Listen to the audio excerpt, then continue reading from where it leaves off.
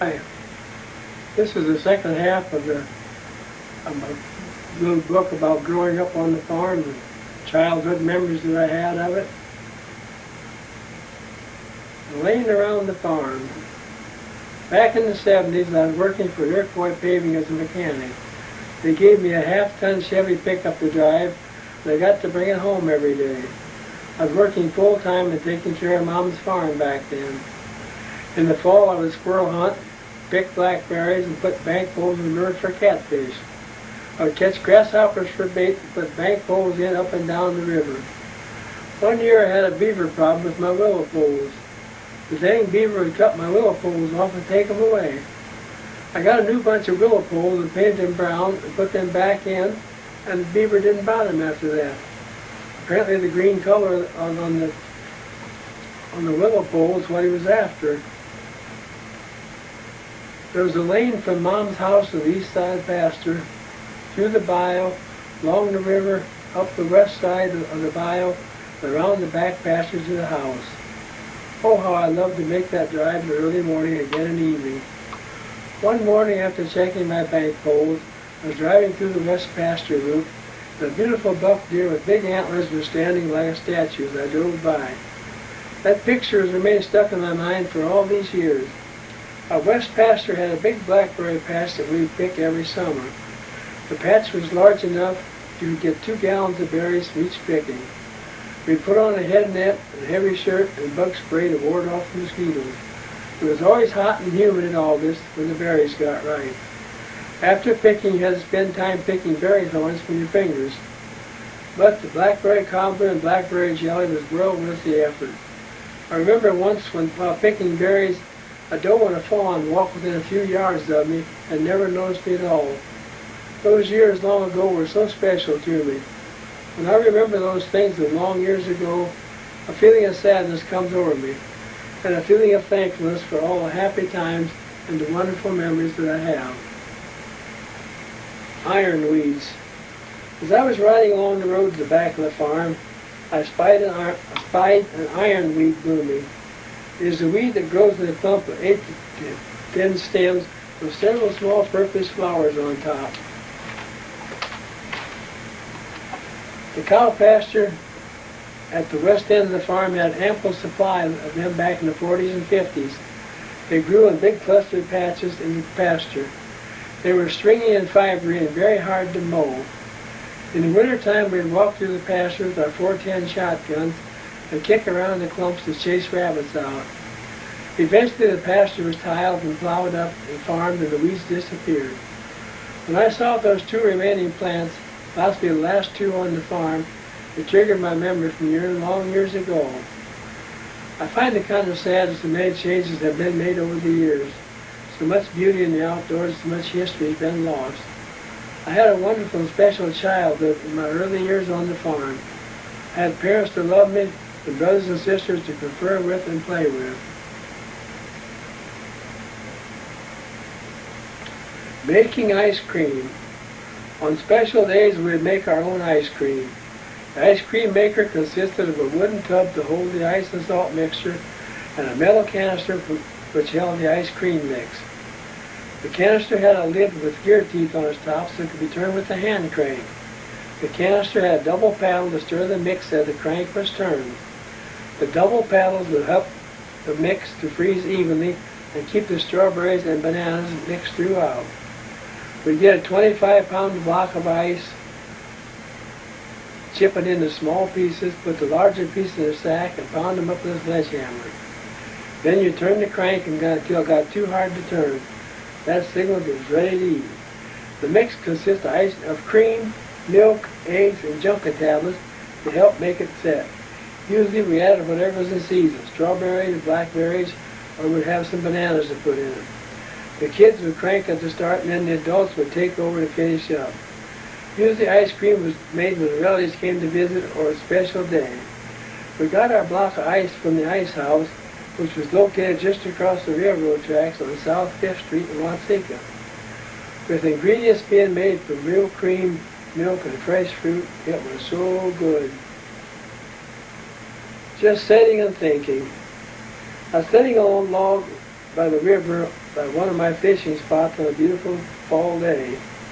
As I sat in the peace and quiet, watching a blue heron fishing along the bank and two squirrels getting a drink, I started wondering how the number 74 for my next birthday was coming up. The years have passed so quickly. I used to wonder why the older folks took so many breaks and moved much slower. Now I know why, and I don't like it too much. But I can still get around good, hunt squirrels with my 22 and fish a lot. Fishing on the home river requires paddling a 12-foot V-nose boat up and down the river when conditions are favorable.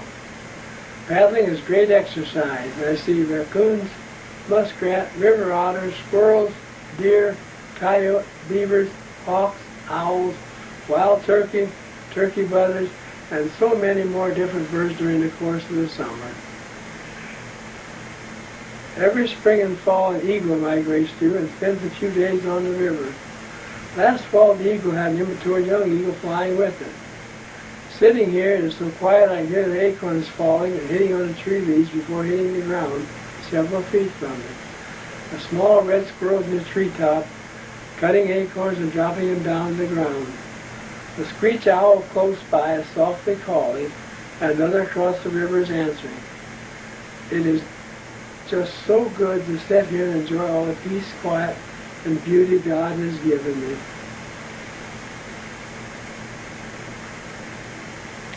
Now and then, January 7, 2012, a fair day and a temperature of 45 degrees. We've had a warm winter this year, only a couple of snows, one about 3 inches and one about 1 inch. The temperature has been way above normal all winter. This is the first year that I can remember that the river, even though it was a very low level, never froze over. It had some skin ice along the bank several times but never got all the way across. After my 2-mile walk in the morning, I got my fish bowls and went back to the river to fish for a while. I doubt I'll catch very much as the river's very cold right now. But last week the river raised about 6 foot and I caught 6 catfish while the river was up. Sitting here watching the sun dance off a slight ripple on the water takes me back to when I was a small boy. I remember when I was young and the family would go down to the river and put in fish lines. I loved watching the sun glitter off of the wind-rippled water, and I would think that the river would shine and that I could have 1,000 diamonds on the surface. I still think of that yet today while sitting here on the riverbank. I love sitting on the bank, fishing or just walking along the river. The only sounds right now are the wind blowing through the treetops and a couple of crows calling in the distance. Later this evening there will be 2 great horned owls which will be softly calling to each other just across the river. In the summertime when I go fishing in my small boat, each time it is a little different than the last time. Always some type of wildlife shows up along the river. I can feel so relaxed and so good just listening to the quiet and the wind blowing through the trees. I truly thank God for the peace and beauty He surrounds me with every day of my life.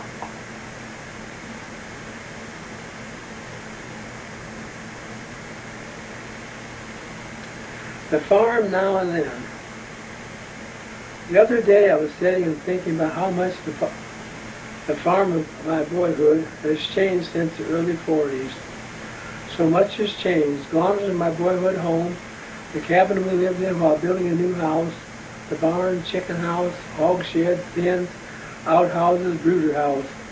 All the fence has been taken out and a high-tension wire electric fence put around the perimeter of the barn. A large mobile home, a 20 by 30 wooden building, metal-covered sheds, several large greenhouses that replaced all original buildings. Farmers farmed organically, no pesticides or commercial fertilizers are allowed. Jim Moore, Diane, and Wesley raised cattle, turkeys, sheep, hogs, chickens, and a multitude of vegetables for farmers market and regular customers. The meat is butchered in a state-regulated place and frozen. Eggs gathered and washed twice a day. With animal manure and plowing down green vegetation for fertilizer, the land responds well. The farm is the only one around that has a fresh earth smell and plowed up. Maybe only retired farmers can remember the smell of the earth. But passing fields with modern farming practices, the ground has a bad chemical smell. This farmland still smells of fresh, sweet soil that I remember from when my dad farmed this place with horses. We were the last farmers in the area to farm with horses. I remember we got a small Beach International tractor when I was about in the 6th grade of school. The horse pasture along the river is now overgrown with berries and brush. Some places are impassable now. Years back we had horses and cows on the farm. They kept the pastures trimmed down like a lawn. Us kids would play baseball and croquet in the pasture when the rowdies came. Those were some wonderful times. Mom always liked company to come. It's a terrific job to do all the outdoor chores, then make a big dinner for 2 or 3 families. She never complained about it. It meant so much to her to have a family come and visit. After a big dinner and dishwashing, some days we'd make ice cream in the late afternoon. Mom would mix up the ingredients, get the freezer set up, and the kids took turns cranking the freezer until it was done. Oh, it was so good. Another of my favorites was fresh picked strawberries made into shortcake with homemade whipped cream on top. There's nothing that can be bought that is good as whipped cream made from fresh cream at home. We would keep jugs of milk in the ice box and we'd get 2 to 3 inches of cream on top. Mom would turn the cream into whipped cream or butter. The rest of the milk would be poured in the cream separator and turning the crank.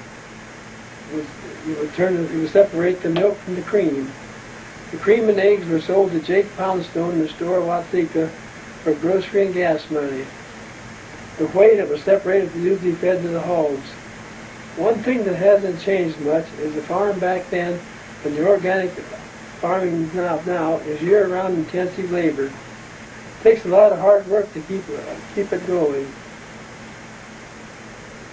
This was written in 2013. The wonderful presence of God in my life. Touched by God. When I was a teenager, the farm field across the road from our farmhouse had a big cow pasture with a timber patch and open hill out from the trees. One cloudy evening I went to the hill and bowed down on my knees and was talking to God. There were heavy clouds passing overhead and I felt the presence of God so strong touching me.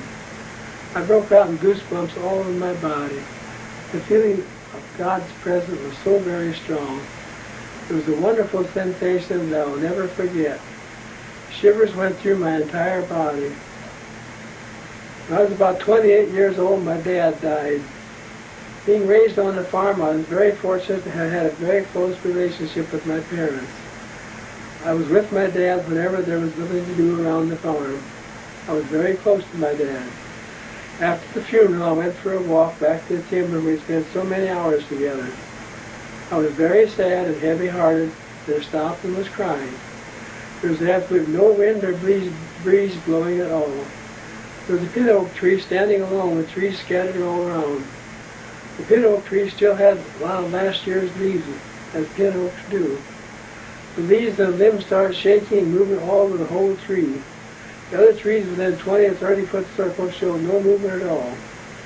I always believed that was my dad's presence letting me know that his spirit was close by and saying goodbye. Maybe his spirit still roams the farm that he loved so very much.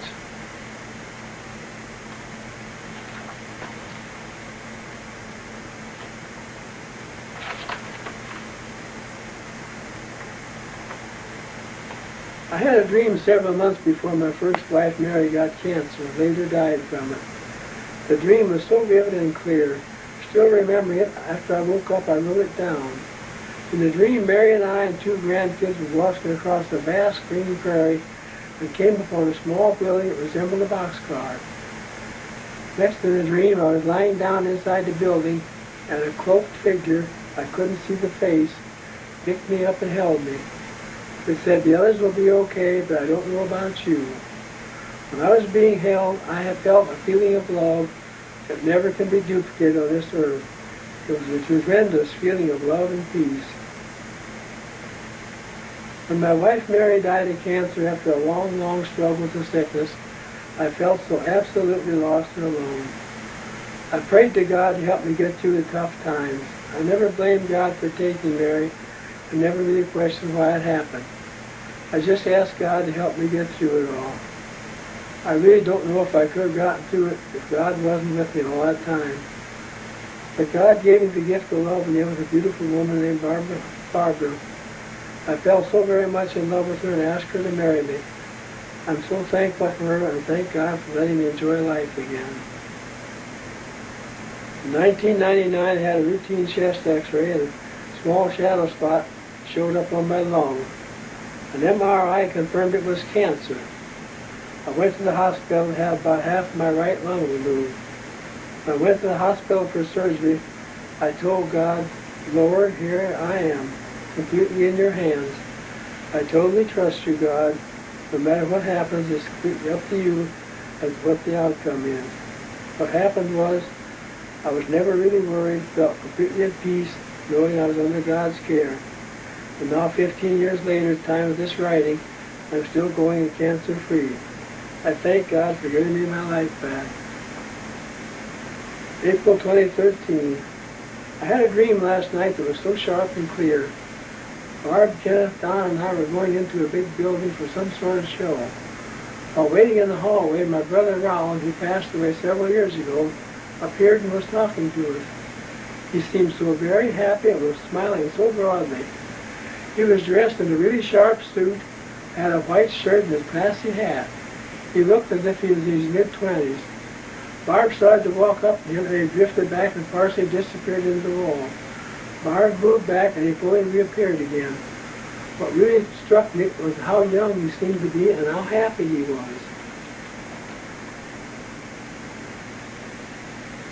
Memories of my Uncle Edward Moore. My Uncle Ed had an interesting life. He was born about 1898 into a poor farm family. Their house was ramshackle and probably like a lot of farm homes in bad repair. I remember Mom telling about Grandma Moore trying to get supper ready. One of their dogs came up through a hole in the floor, grabbed something from the table. It must have really upset Grandma. She grabbed a tea kettle full of hot water from the stove and dumped it on the dog. I guess that cured the dog of coming in the kitchen. In the late 1800s, farm life was really tough. Surviving off the land with what you could grow, with small game and fish you caught, probably got tough some years. Especially the years when the river would flood and drown out part of the crops. But living along the river also had its pluses. They could fish, duck hunt, trap, and hunt along its banks. Hunting and fishing was a big plus for food on the table. Uncle said he shot the last prairie chicken just north of the old farmhouse. The boys would go squirrel hunting with their dogs, with a single-shot .22, and get a market basket full of squirrels for the next meal. He never mentioned anything about deer or turkey being around back then. They would go to where the creek empties into the river in the early morning and catch a mess of goggle-eye fish to fry for breakfast. In the winter, they would hunt rabbits a lot. Uncle Ed said he once caught 24 rabbits from a box of 25 shells from the berry patch north of the farm. The boys would go clamming in the river to catch clams for fish bait to put on the fish lines. One time Uncle Ed found a big pearl in a clam. His dad took it away from him and bought Ed's brother a pair of shoes. The family favored his brother Willie over the other kids, and taking the pearl apparently was the last straw in a bad family relationship. Uncle Ed left home and joined the threshing ring that worked in the wheat fields to the southwest of the Canadian border in the western states. It sure would have been good to hear the stories from those times. After the season, he joined the army and was sent overseas to fight in World War I. He had one leg destroyed, and thinking he was dead, they put him with other dead soldiers. He lay there for quite a while before they discovered he was still alive. They amputated his leg, which was affected with gangrene. When he came home, I'm sure he had post-traumatic stress syndrome. There wasn't much known about that problem back then. The horrors of war he went through are hard to imagine. He married my mother's sister, Gertrude Drupp, and they had 3 children, Donald, Linda, and Marilyn. He bought a 60-acre farm west of Dunleville, Illinois, along Route 52. He had a lot of bad years after coming home from the war, and all he went through during that time. Fighting from the muddy trenches, mustard gas, and all the horrors of war must have had a great lasting effect on him. He drank heavily for several years after coming home with a small pension, a 60-acre farm they just got by. Later years, he got religion and let everyone know about it. He praised God and he studied the Bible. He went to Donovan Christian Church and in later years went to Pitwood Church. Many times he would correct the preacher during his sermon. He would tell the preacher that what he was saying wasn't what the Bible meant. The young preacher would just smile and keep on going. Uncle was probably in his late 70s or early 80s, so nobody said anything to him about the interruptions. I remember him saying there's a bunch of bunk that the angels have wings. He said they look just like you and me. He said he saw angels walk through his bedroom and saw them several times. When I was very young, he got sidetracked in doing seances. One time he was doing a seance and didn't like what he found out and jumped up and kicked on the table and shouted for Satan to go away.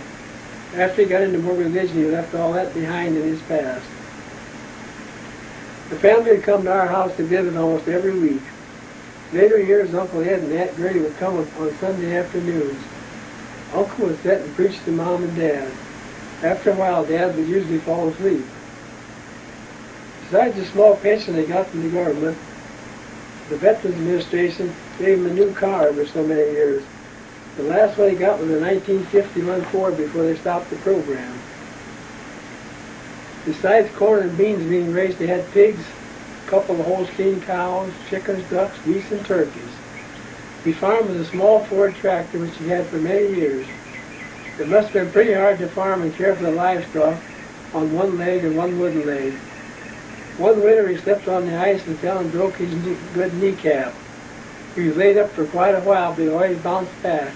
He was a tough old codger.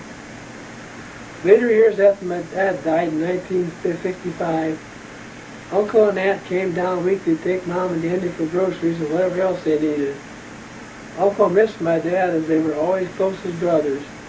Uncle and Aunt always took good care of Mom and Danny. I once asked Ed to take my tape recorder and record his memories growing up in the late 1890s and the early 1900s. It never happened, so much family history was never recorded.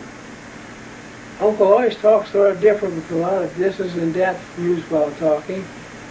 Once when he was in Danville VA hospital, I don't remember for what, we wrote him some letters and he replied. We couldn't believe the letters from him. The letters were written so precise and so well.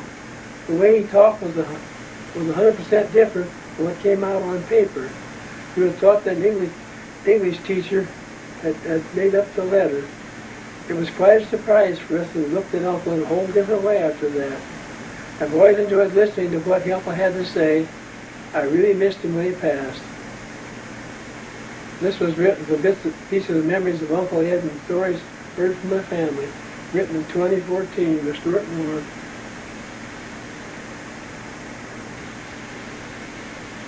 Going to town on Saturday was a special time for a young boy. Going to town on Saturday was always a special time. The ride to town was always somewhat of an adventure. Bumblebees would sometimes nest in the cotton filling in the rear seat.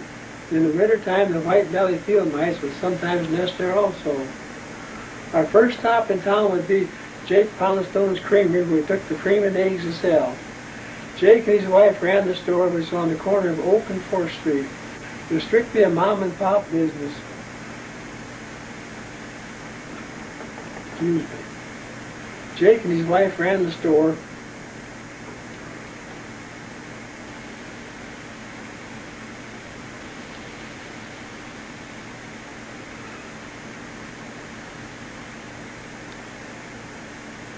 Jake and his wife ran the store, which was on the corner of Oak and 4th Street.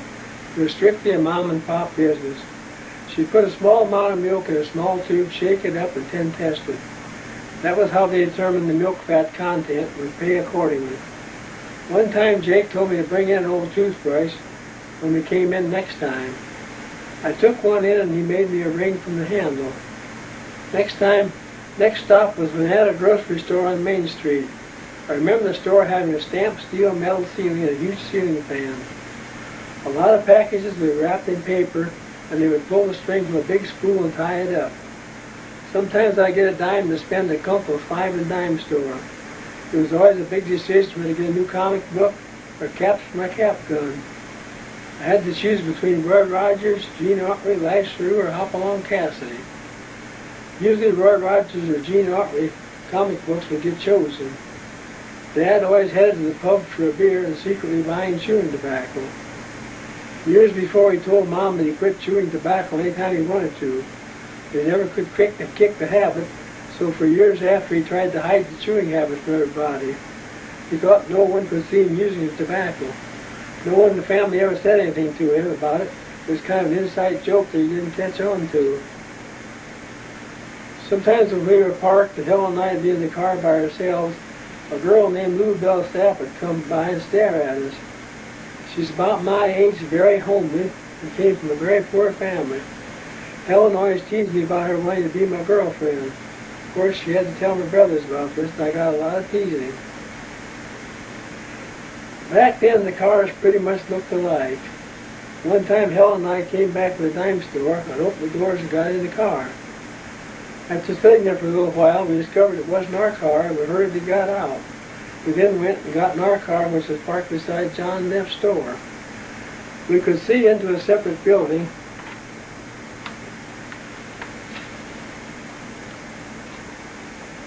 It was down the street on the corner of the block behind the store.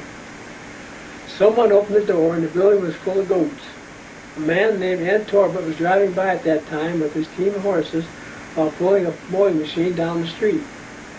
The seat on the mower was very low to the ground. When the door was open in the building with the goats, a big bulldog ran out and started chasing the mower. He was snapping in Ed's rear. I remember him slapping the dog and yelling, "Go away, bully, go away." We thought that was so funny. It was fun to watch, and we had a good laugh. We told Dad and Mom about the goats in the building. I don't think they ever believed us. But they were there, and we saw them. Next stop would be the gas station, usually Bill O'Neill's mobile station. It was at the junction of Route 1 and 24 on the west side of town. He had a few items for sale in the store, one of them being ice cream cones. When you ate the cones down, there would be a curled up slip of paper in the bottom of the cone, and every so often you got a free cone. One time we stopped at Mac's Standard Station for gas. Dad got out, and I wanted out also. As I was climbing out, Dad was looking the other way and shut the door in my hand. I was crying, and Mac gave me a bottle of pop to drink. I remember orange pop was always my favorite drink. Going to town on Saturday was always a special day for us kids. We always looked forward to that day in town. I wrote this from my memories of about years about 1940 to 45.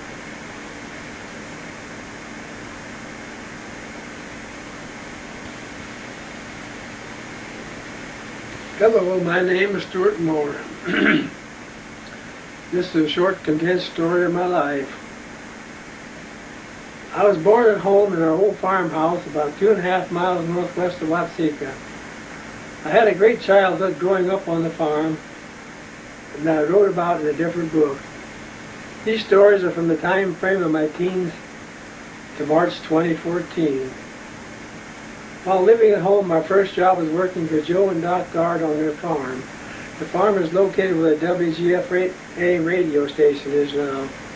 There used to be a big farmhouse and a corn crib and a big barn just west of the radio station. They had a large herd of cattle, several hogs, and one riding horse. The horse was trained to work with cattle. I got to ride the horse to help move the cattle from pasture to pasture and bring them back to the barn. When a cow would break away from the herd and go the wrong way, the horse would get around it and bring it back. You had to be really alert because the horse would make instant turns, and then if you didn't have a good seat, you would go flying. I cultivated corn and beans with a 4-row tractor cultivator. The weeds were growing very tall in the corn before we started, and were constantly clogging up the cultivator.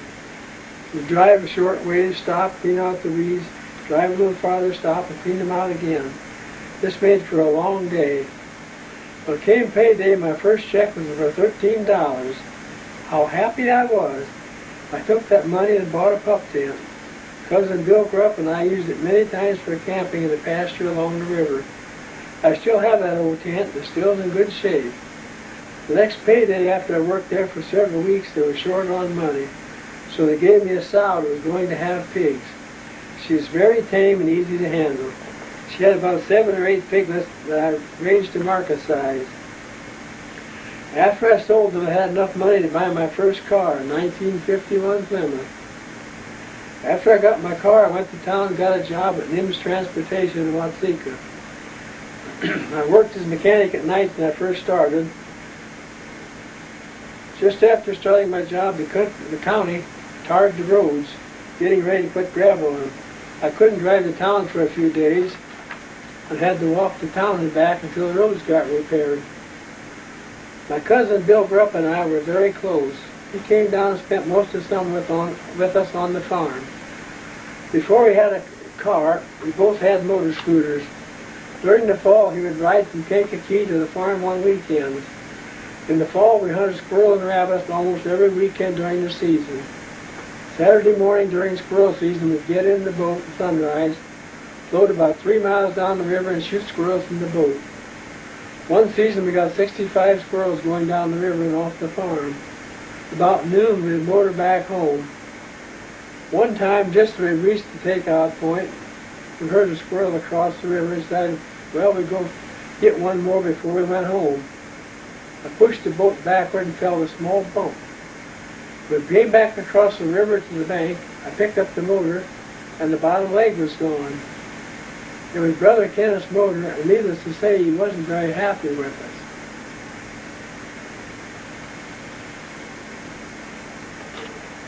I would go to Cousin Bill's house in Kankakee on Saturday, and Saturday night we would go to the drive-in theater. It used to be just east of Kankakee on Route 17. Back then I could buy $1 worth of gas, and that would take me to Kankakee and back. Bill's sister Nisha had a best friend named Mary Vaughn. Mary and I started dating. At that time, Mary was going to nursing college in Joliet, and every Sunday night I drove her back to Joliet College. She had some health problems and didn't get to finish college. After a lengthy dating time, we decided to get married. Mary's family belonged to a homeschooled religious group. They believed that women had to wear dresses only, no slacks, don't shave their legs, wear long dark stockings, have their hair tied up. No makeup, TV, movies, or radio. Family and church members gathered at the Vaughn house for the wedding. Bill, my best man, and I sat on the front porch waiting for the justice of the peace to come and perform the ceremony. We waited and waited, but the justice didn't show up. Mary's dad finally drove to the JP's shop just down the street with ways to see what the problem was. By that time, the best man had fallen asleep.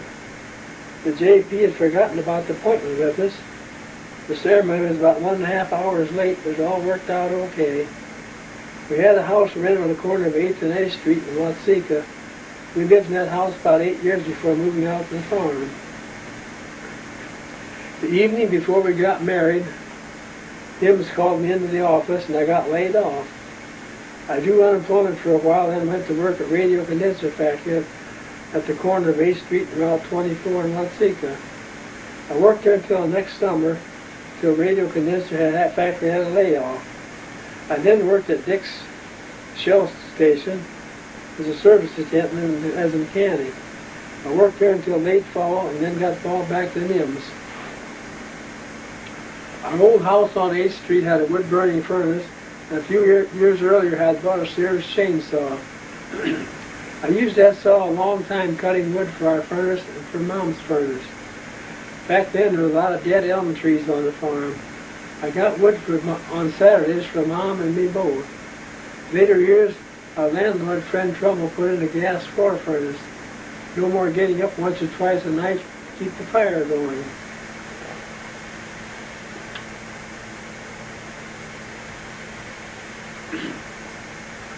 I first had a real type push mower that I used for about 2 years. After that, I finally got a gas-powered mower. I bought a Sears black and white TV from the store on West Walnut Street in Watseka. I only had about a 12-foot antenna standing in the yard and got 2 or 3 fuzzy channels. One cold night I decided to bank the furnace with a lot of firewood, thinking it would burn slowly all night. After we went to bed, I started smelling the furnace getting too hot. I looked down into the floor furnace. The whole upper half of the furnace was glowing red. I ran into the basement, raked out the excess wood, and poured water on it. A smoky mess in the basement. I got it cooled down before it caught the house on fire. I was so glad that we got a gas floor furnace shortly after that. Jimmy was born December 3rd, 1960. Just after that, Nibs called me into the office and said we were spending too much money overhauling truck engines and repairing the trailers. The trucks Ken Myers and I overhauled were still running after 100,000 miles. The mechanic he hired to replace this, Walt Schmidt, did one-day overhauls, and they only lasted about 30,000 miles before he had to do it again. Not much of a saving.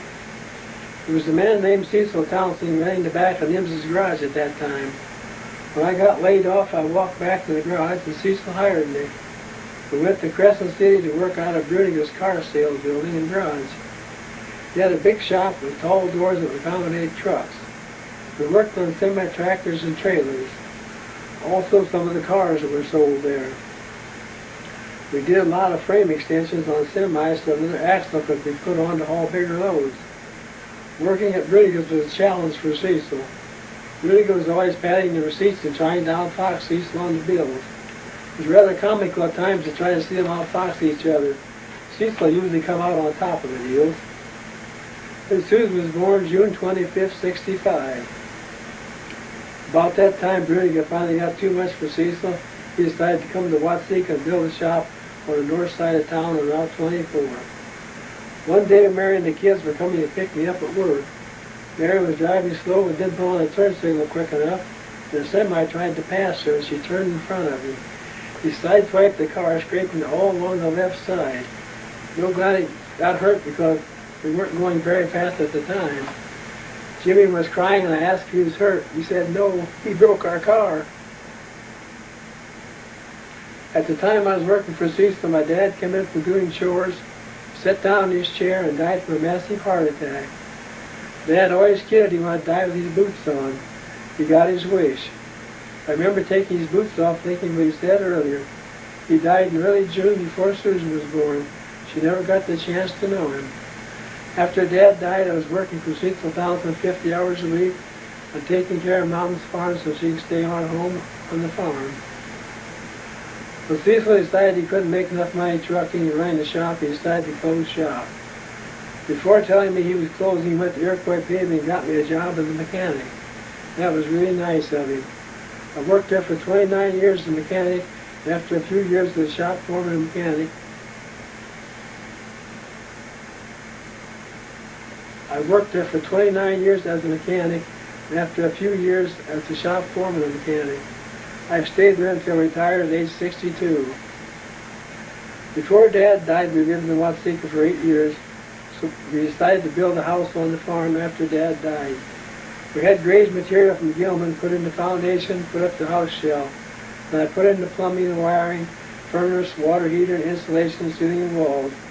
Graves came back and put up the drywall after I got the insulation in and put plastic sheeting on the walls and ceiling. Then with the help of Bill Grupp, Billy Vaughn, Aunt Gertie, and Mary, we put down the hardwood flooring.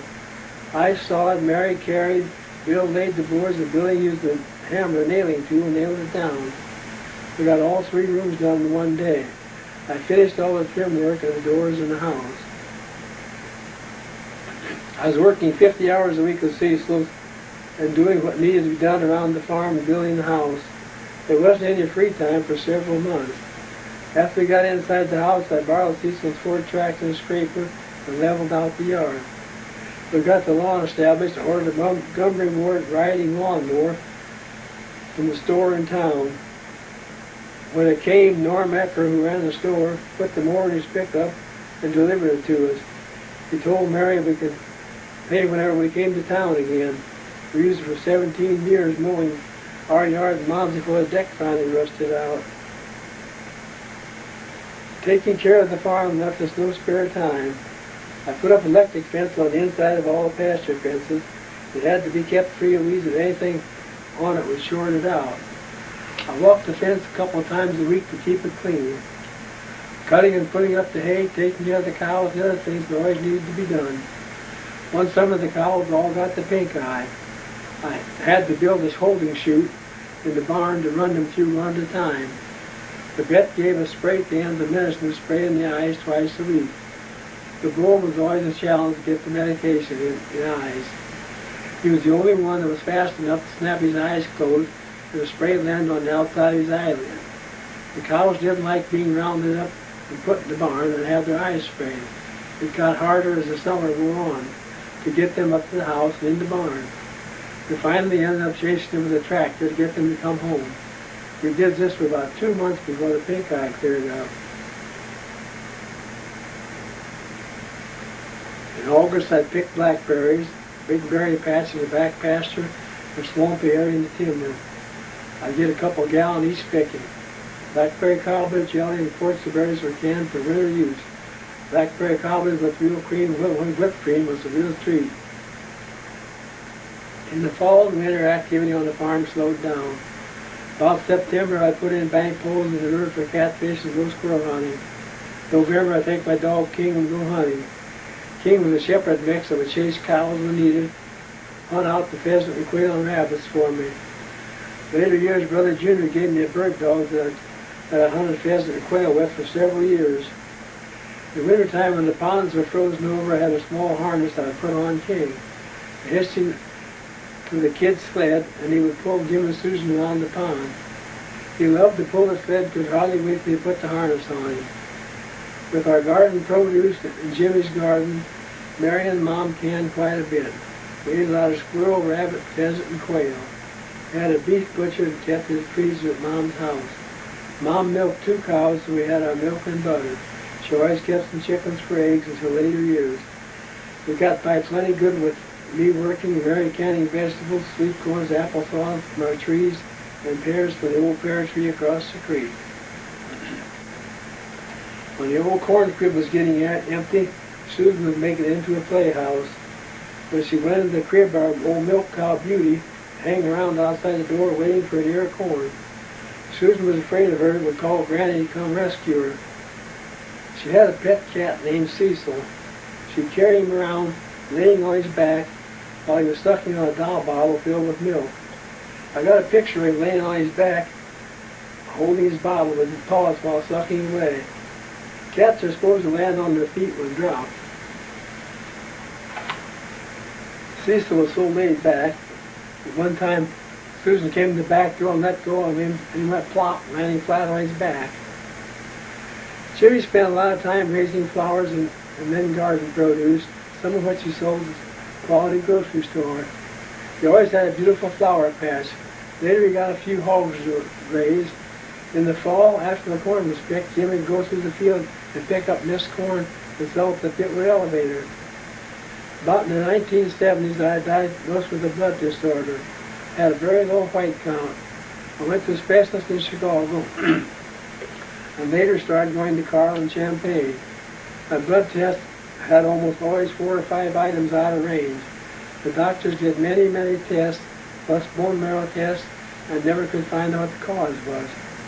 Normal white count was 4 to 11. Mine was 2, 1 to 3 for many years. The doctors shook his head and said he couldn't understand how I stayed healthy.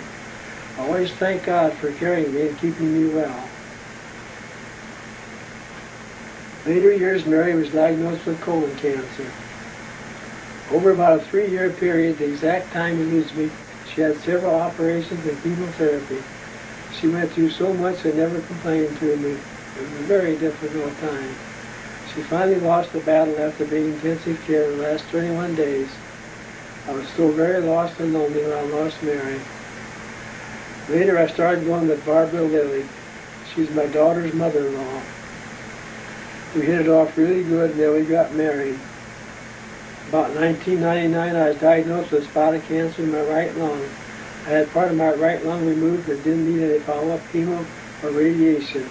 I've been cancer-free since that time. I turned 62 years old that when I retired from the Airport Paving Company. I spent a lot of time around home and do a lot of fishing every chance I get.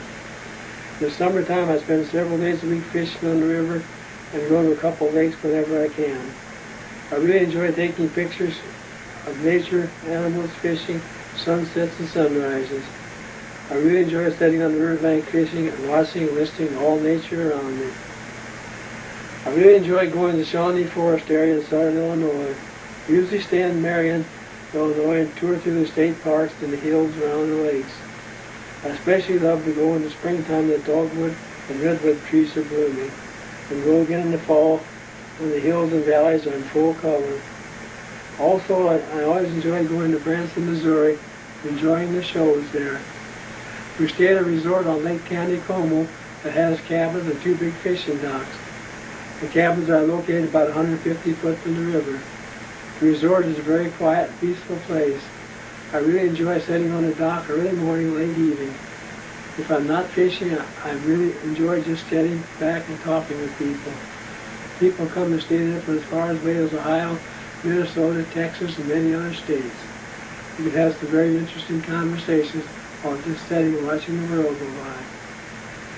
As I look back over the years, I thank God for blessing me so greatly. He's always taken such good care of me. Whenever I was in need, my necessary wants were always taken care of in God's time. Whenever I had a problem, I always turned to God. He's always given me the answer. God has blessed me so very much all the days of my life. Amen. This was written in March 2014 by Stuart Moore.